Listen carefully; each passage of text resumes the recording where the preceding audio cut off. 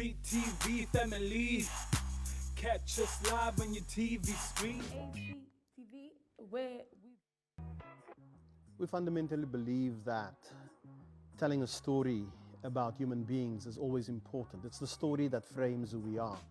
It's the story that allows us to live because of the truth that's contained in that story. And nothing is more important than creating this sense of awareness around autism and around the message and the life of autism within a country as complex as South Africa. We often have hidden spaces, hidden people, hidden communities. And through this endeavor, we are beginning to show those hidden spaces and those hidden journeys and tell those hidden stories. Because it's important that people hear this. It's important that people understand that the world of autism is a world that is ours. We live it. We occupy that space. It's a part of who we are.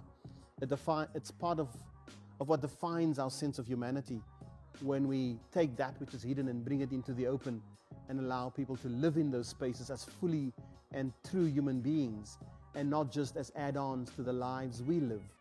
And so by taking it from a platform that is a showcase on a particular evening, but taking it online to where it's visible for everyone to see and it's visible for everyone to engage with, and it allows us to enter into spaces that we ordinarily would not have access to, which is the space of the human mind. It's making the stories of others live in our story so that we are complete, for they are complete. And that's the truth about autism. That's why we are here today, and that's why we've begun this journey. Not showcasing one space, but showcasing everything that is about that one space for everybody to see.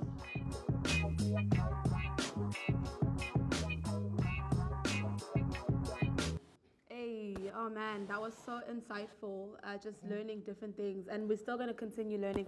Remember, the hashtag to use is Talk Thursday. If you are learning anything that you did not know before tuning into the biggest future in the motherland today, make sure you hop on our socials and you let us know what is the funnest thing that you've learned today, and what is something that you're going to take away, and make sure that you educate those around you so that we are all kinder to every single person around us, but more importantly, kinder to the people that need our kindness. Still talking about the very important subject that is autism today. Utando is still in the building, as well as Uzaida and Managing Director Du. Thank you guys so much for still being here.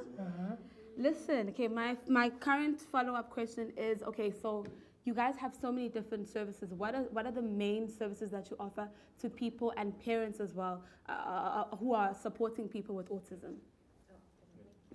So our services, I would place them in sort of 3 different categories. Okay, cool. So our first service would be for parents. We offer psychosocial support and counseling to parents and families and everyone sort of affected by autism spectrum disorders with conditions. Yes. And then we offer advisory services, and consultative services, much like what Tando mentioned before. And then lastly, our training services, which we offer to parents, carers, as well as healthcare practitioners working within the field. And I understand that your organization also focuses on people understanding autism as opposed to trying to manage it or control it. Yes. Yeah, so maybe so for someone curious at home trying to understand the causes maybe. So there's not typically one cause for autism. We look at genetic factors, and then we look at the home environment as well. And technically, there's not enough research done around it to kind of define and say that this is the actual cause. So generally, most professionals are kind of in agreement that we look at a combination of the two. So it is some kind of genetic factor or familial factor, and then some kind of environmental factor as well.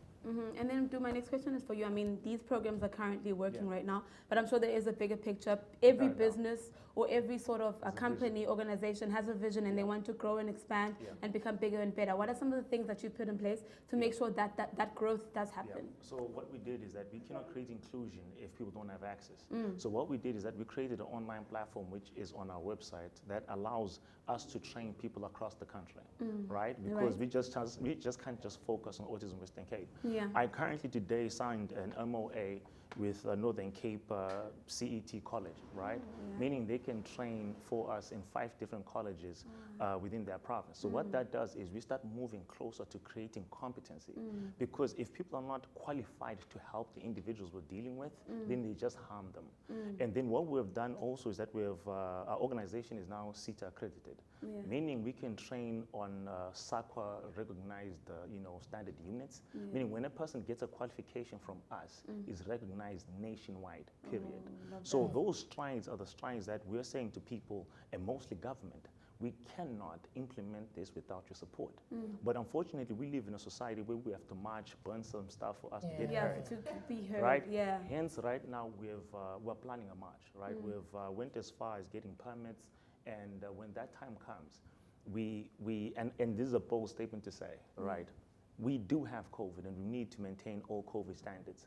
But we have people who are autistic, who are dying, and who are treated in an unjust manner, that we have to take it to the streets. We have to do what we do best to get the results we want, or they will suffer for the next couple of years. That's just the reality that we have. And we're in a position of saying, how do we do this safely, right? Do we do an online march where people log in and we show government how many people need this inclusive society? So we're thinking of creative ways, but we need support, bottom line. You guys are doing such beautiful work, and I'm just so impressed. Me too. And when that's Tando, for people that may be at home that are oblivious to autism and say, Ulama earlier mentioned that he asked some of his colleagues, not a lot of people are aware, not a lot of people know people. For someone watching at home, I would say important for them to find out and understand more about autism. Why is it important, even though you're maybe not personally affected by it? Why is it important for me to still have that knowledge? So I think, I can't talk statistics and all of that, but if I look at my life and how autism affected it, it is definitely very important because a lot of people live with autism, but they're undiagnosed. So one of the things that stood out for me, my daughter didn't reach certain milestones because she's got an older brother. I could see,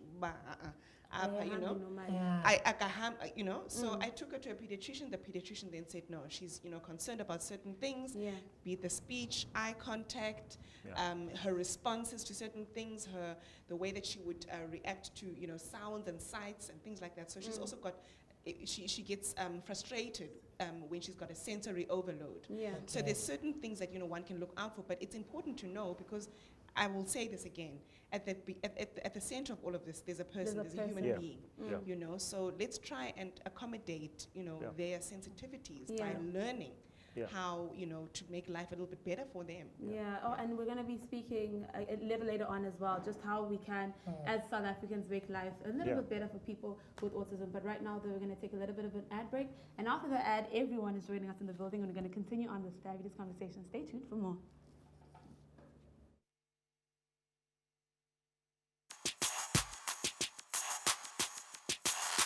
CTV family.